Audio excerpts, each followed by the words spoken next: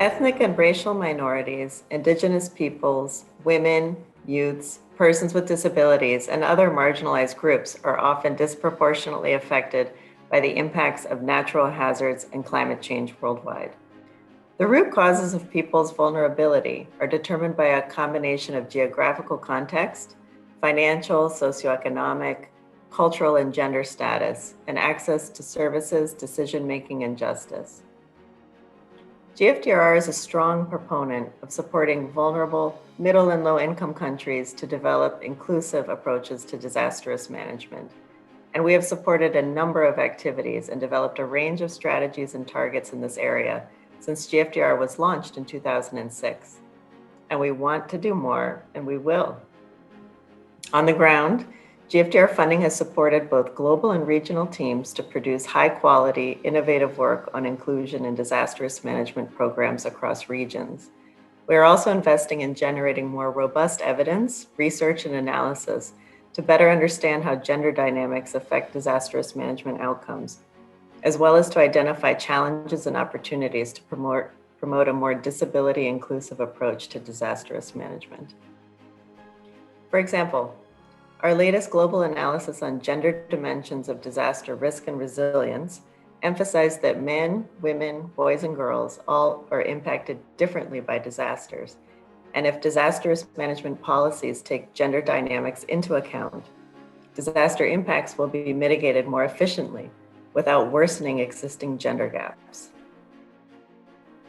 At the regional level, we have also supported analytic reports in Latin America, South Asia, and Europe and Central Asia that were published this year, which have helped us zoom in on the intersectionality of different categories of marginalization, be it gender, geographic location, income level, age, etc., and how this intersectionality can worsen exclusion within the disaster cycle in specific regional contexts. For example, the Inclusion Matters for Resilience in South Asia report highlighted that marginalized groups are not only victims of disasters, but also have unique abilities to contribute to the resilience of their communities. The elderly are considered as vulnerable, yet in the disaster context, they serve as valuable sources of information on local hazards and mitigation strategies that can supplement scientific evidence and data. In sum, we know there is no one-size-fits-all solution.